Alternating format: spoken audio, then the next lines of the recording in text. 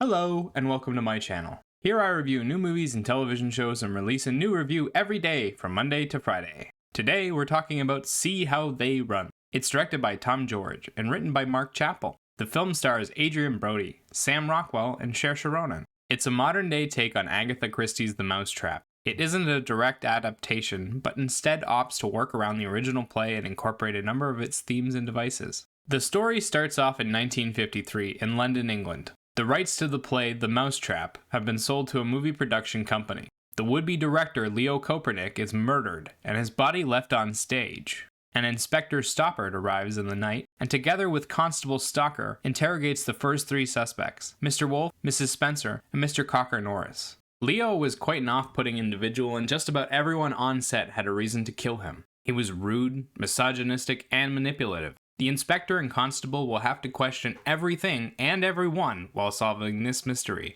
I really enjoyed the writing. It sets itself up well and manages to keep you guessing while still foreshadowing quite a bit. The details are perfectly woven into the story so that you can figure things out yourself, and the reveal is precise enough that you don't have to. It makes quite a few nods back to The Mousetrap and even manages to subvert a few expectations for those familiar with the play. The dialogue is okay. It's funny at times and fairly easy to understand, but feels a little too modern for 1953. It lacks an authentic feel. The character work is fantastic.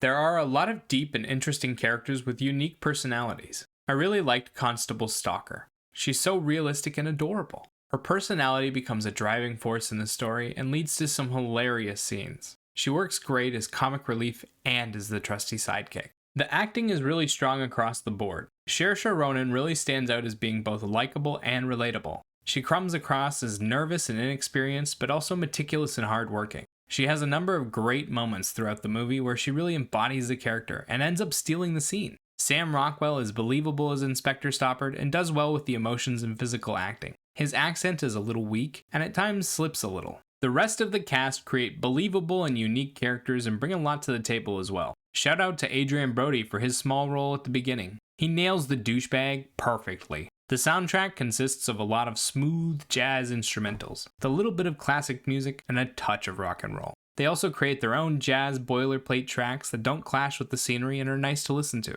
That said, the music isn't all that impactful throughout the movie. It's too quiet to really notice most of the time and isn't prominent enough to really elevate the scenery. It usually feels like they're trying to fill the silence rather than really build the music into the scene. Visually, this film is beautiful. The camera work is really crisp, the sets and costumes are vibrant and colorful, and they manage to inject a healthy dose of energy and movement into this. The film has a lot of nice little shots, like the camera following Inspector Stoppard after he falls, or the jump scare fake out at the beginning. It's really well filmed, and I was never bored looking at the screen. That said, they made an interesting visual choice that I imagine will be divisive. They constantly split the screen and show multiple shots at the same time. It works well to create a hectic, confusing arrangement, but also causes the audience to miss some details. It's mostly used to show different people's reactions at the same time and create some great moments. See How They Run is a fun, self-aware take on the whodunit genre. Its writing is lean but juicy, and the story is a great twist on the original. The acting is fantastic, and there's a lot of great character work in here.